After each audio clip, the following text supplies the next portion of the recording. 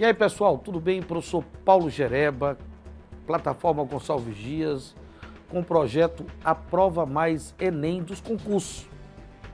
Um projeto interessante para que você que vai fazer o concurso a nível nacional possa, evidentemente, ter a sua aprovação. Uma iniciativa do governo do estado do Maranhão. E é muito importante que você, para acompanhar melhor as aulas, que você baixe o QR Code, porque lá você vai encontrar todo o material teórico dessa aula. Dessa e de todas as aulas que nós estamos aqui oferecendo para vocês gratuitamente, através do governo do estado do Maranhão. Tá bom? Tem a descrição aí no vídeo, tem um QR Code, você vai baixar, e lá tem a parte teórica e outras questões para você exercitar e se preparar aí muito bem para a sua aprovação no concurso, no Enem concurso a nível nacional. Na aula de hoje, nós iremos discutir a realidade brasileira a partir do chamado golpe civil, militar, empresarial que se teve no Brasil em 1964. Nós vamos analisar pelo menos 10 primeiros anos pós esse golpe em 64. Um período que vai de 1964 a 1974, um momento da nossa história, da nossa realidade política, que nós teremos um fechamento político. Um fechamento político significa dizer que as instituições democráticas, elas vão simplesmente desaparecer. Ou quase por completo, ou pelo menos em grande parte. As nossas instituições democráticas não irão funcionar. Então o país vai viver um verdadeiro estado de exceção. Um fechamento que vai levar à ditadura. Se nós analisarmos os 3 primeiros governos civis militares, 64 a 74, o governo Castelo Branco, o governo Costa e Silva e o governo Médici, considerado ali como um momento de consolidação dos anos de chumbo, nós teremos um momento de fechamento político em que essas instituições democráticas praticamente vão desaparecer do país. Um momento que nós teremos, na verdade, uma ditadura, né? Um verdadeiro fechamento político na história. Os direitos constitucionais, individuais dos cidadãos e até mesmo de setores das classes políticas brasileiras ou de lideranças de diversos setores da sociedade civil vão ser castrados durante esse período. E no primeiro momento, dentro dessa história do fechamento político brasileiro, de 64 até 74, nós temos aqui o governo Castelo Branco. O governo Castelo Branco, que é o primeiro governo militar que nós teremos pós 1964, que vai de 64 até 1967.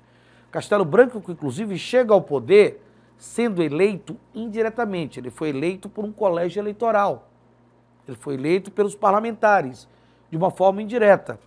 É preciso observar que boa parte dessa classe política que elege Castelo Branco indiretamente, essa classe política parlamentar brasileira, ela é uma classe conservadora. Boa parte dessa classe política que forma o nosso parlamento, aqui nesse momento, da chegada dos militares ao poder, boa parte das nossas elites políticas são conservadoras, né? E aí, claramente, o que a gente observa, né, é a eleição indireta de Castelo Branco, que é validada por um dos atos institucionais que vão ser criados por esses militares. Esses governos militares, eles vão criar 5 grandes atos institucionais. Um deles é o AI-1, que vai validar essa eleição indireta de Castelo Branco. O governo Castelo Branco, que é um governo marcado por uma postura intervencionista e autoritária. É o momento que nós teremos o estabelecimento dessa ditadura, desse estado de exceção, desse fechamento político. É uma característica do governo Castelo Branco, uma postura intervencionista e autoritária. E nós iremos observar esse tipo de postura do governo a partir do momento que nós vamos perceber que é um governo que ele vai simplesmente invadir sindicatos, literalmente falando. Os sindicatos serão invadidos, serão fechados. Tá? Nós teremos também o governo invadindo os espaços das universidades brasileiras, principalmente das universidades públicas, certo? Há também uma invasão no que diz respeito a esses espaços educacionais. Nós temos a cassação dos direitos políticos, tá? Muitos direitos políticos de diversos setores da sociedade vão ser cassados nesse momento, o que comprova uma postura autoritária, uma postura intervencionista, uma postura de fechamento político, de ditadura desse governo. Tá? Direitos políticos de professores, de sindicalistas, de parlamentares, de escritores, jornalistas, todos esses setores que faziam oposição ao regime, teremos vários direitos políticos desses setores sendo cassados. Os movimentos sociais eles vão ser desmobilizados e nós teremos o fechamento da UNE, que é a União Nacional dos Estudantes, o que mostra claramente que é um governo que vai ter uma postura intervencionista e autoritária.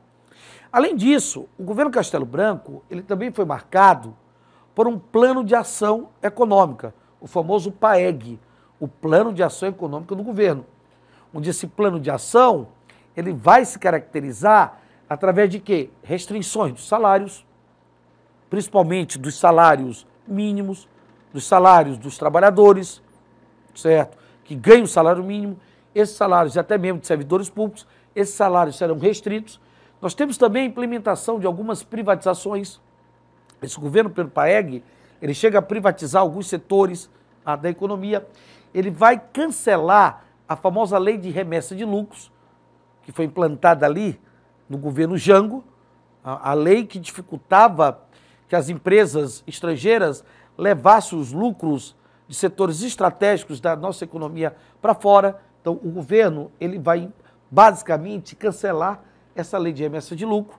Além disso, ele vai estabelecer o chamado SNI, o Sistema Nacional de Informação, e alguns atos institucionais. O governo Castelo Branco instituiu o AI-2, né, que por atos institucionais que vai combater civis e militares que faziam oposição ao regime, que vai instituir o bipartidarismo no Brasil, acabando com o pluripartidarismo. Nós teremos uma estrutura bipartidária, de um lado a Arena, que vai representar a situação, que representa os governos militares, e o MDB, que funcionaria como uma oposição consentida. As eleições passam a ser indiretas, as eleições para presidente, para governadores, isso está lá nos atos institucionais. A criação da chamada Lei de Segurança Nacional. Nós temos a Constituição de 67, que apesar de ser uma Constituição que foi votada pelo Congresso, mas é uma Constituição que foi votada por boa parte de políticos conservadores. Então, é uma Constituição que acaba legitimando esse fechamento político, esse autoritarismo. Saindo do governo Castelo Branco, nós temos o governo Costa e Silva, eleito indiretamente também, que vai de 67 a 69. Ele não terminou o mandato, que acabou adoecendo, né, ficou doente, Costa e Silva, e teve que o quê? E teve que basicamente se afastar do governo. Então, o governo Costa e Silva, onde o endurecimento político, o fechamento político, ele vai se acentuar. É um governo caracterizado pelo início dos anos de chumbo. O início, basicamente, de uma violenta repressão política e de uma censura desmedida. Você começa a ter o início dessa violenta repressão política e dessa censura desmedida aqui no governo Costa e Silva, que vai se caracterizar como o chamado início dos anos de chumbo no Brasil. E nós vamos observar uma das principais características desse governo, que comprova o início dos anos de chumbo, é o agravamento do processo ditatorial. O processo ditatorial ele vai se agravar no governo Castelo Branco, principalmente quando se tem a intensificação, porque elas já vinham acontecendo, desde o governo Castelo Branco, se intensifica as torturas no país, aos chamados opositores do regime, se intensifica as prisões, os exílios e até mesmo o desaparecimento de pessoas. Isso é uma grande marca desse governo dos anos de chumbo, que inicia basicamente o chamado ano de chumbo no Brasil. Além disso, é preciso observar que nesse momento, apesar desse fechamento político, apesar dessa intensificação do processo ditatorial, durante esse governo nós teremos mobilizações contrárias, resistência a esses anos de chumbo. a esse processo de agravamento da ditadura no país. Existem mobilizações de resistência. Uma delas, por exemplo, é a formação de uma frente política chamada de Frente Ampla. Uma frente que reúne, inclusive, inimigos ali históricos no início da década de 60. Ou seja, uma frente que vai reunir Carlos Lacerda, que chegou, inclusive, a apoiar o golpe de 64, reúne o presidente Juscelino Kubitschek e o presidente João Goulart, Jango. Então, esses setores, basicamente, da política brasileira, eles vão se articular na Frente Ampla, certo? O objetivo era lutar contra esse momento de ano de chumbo, de ditadura, de fechamento político, né? Só que o que vai ocorrer? Esses representantes da Frente Ampla, a ditadura do governo Costa e Silva acaba simplesmente tirando os seus direitos políticos. Seus direitos políticos são cassados e eles vão parar no exílio. Além de ter os direitos políticos cassados, eles acabam basicamente sendo exilados, o que vai desmobilizar a Frente Ampla. Os anos de chumbo desmobiliza a Frente Ampla a partir do momento que os direitos políticos desses setores dessa frente, né, e até mesmo o processo de exílio vai chegar. Outra coisa é que a resistência ela não esteve só presente na Frente Ampla. Apesar do fechamento político, nós temos também a resistência dos movimentos estudantis. A resistência, esta que foi realizada principalmente por meio de manifestações de passeatas e até mesmo manifestações artísticas. Uma resistência que ia para as ruas e pregava o quê? Reformas, né? Reforma principalmente na educação, que lutava pelas liberdades democráticas, não só que pregava reformas educacionais, mas que lutava contra esses anos de chumbo, contra esse fechamento político. Nós teremos também manifestações grevistas de trabalhadores urbanos, onde esses trabalhadores urbanos, eles não só estão lutando por melhorias trabalhistas, mas eles lutam também pelo processo de democratização.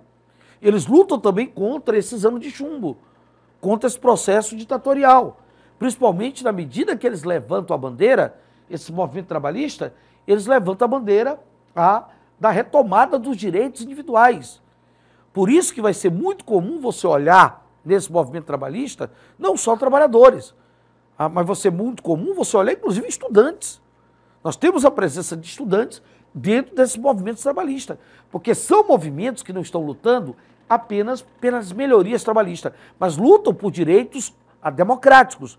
Eles lutam pela retomada dos direitos individuais. Então, observe que mesmo no momento de fechamento político, de intensificação da ditadura, ou do início desses anos de chumbo, no governo Costa e Silva, nós temos uma mobilização acontecendo no país, de diversos setores da sociedade.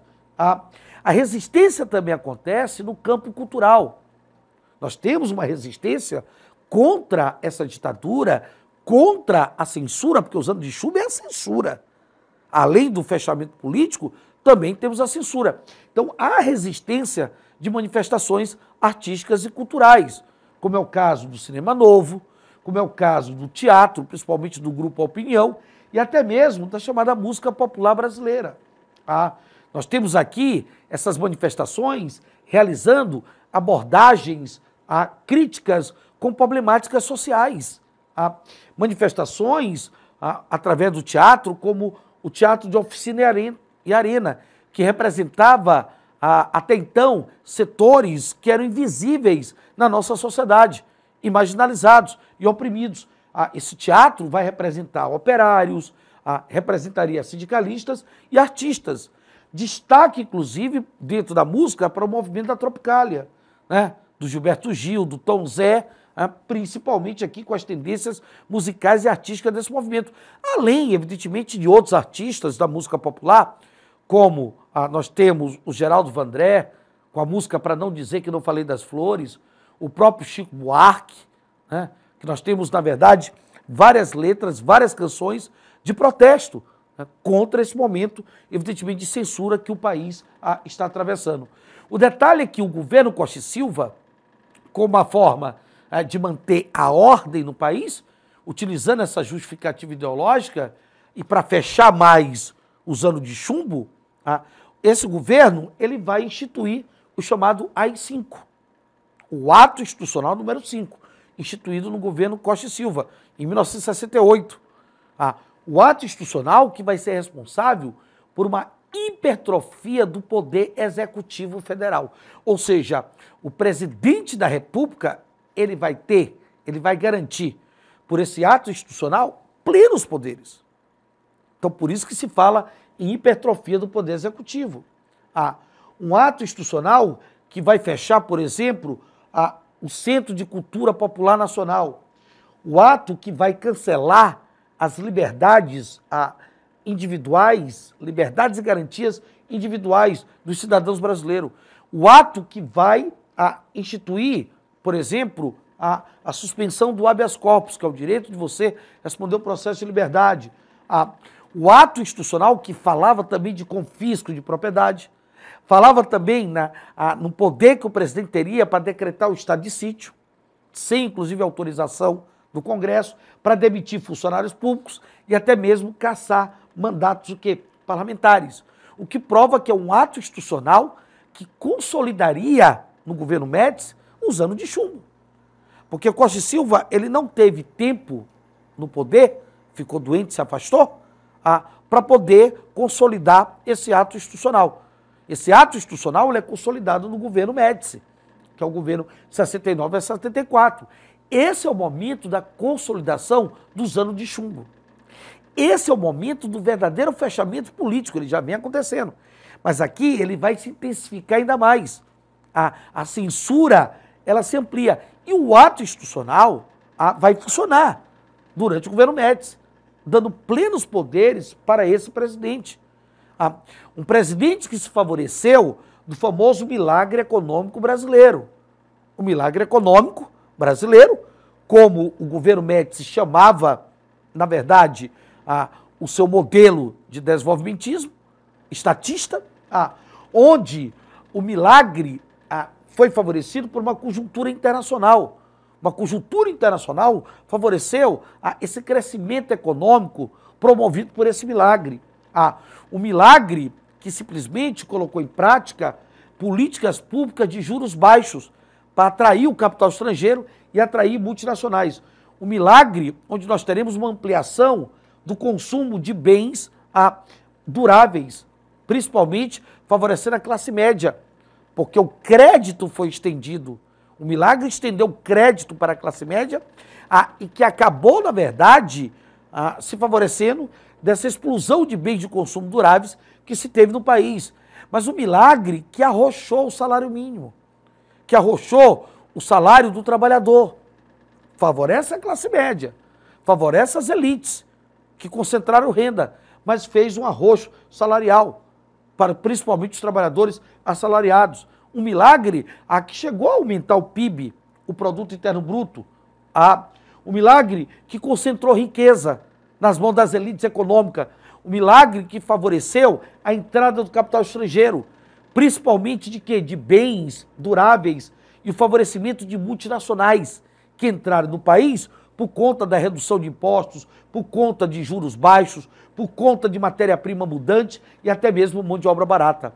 Observe que esse milagre, ele, na verdade, é um nacional estatismo. Um milagre que favorece ao ufanismo no Brasil. O próprio slogan desse governo era Brasil, ame-o ou deixe-o. E que foi esse ufanismo reforçado até mesmo pelo tricampeonato brasileiro na Copa de 1970, na Copa do Mundo de 1970 de futebol. O tricampeonato brasileiro na Copa de 70 de futebol reforçou essa ideia do milagre.